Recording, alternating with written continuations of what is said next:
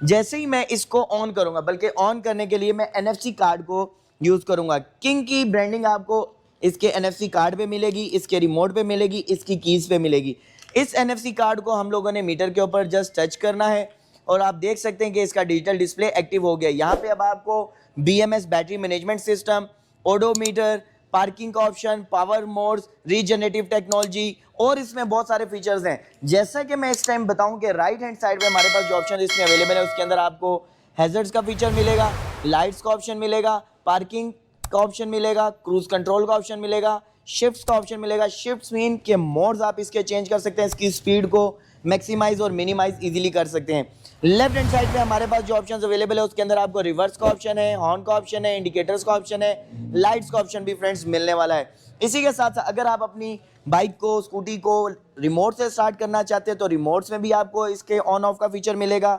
इसके साथ NFC से आप इसको ऑन ऑफ भी कर सकते हैं, की से भी आप इसको ऑन ऑफ कर सकते हैं।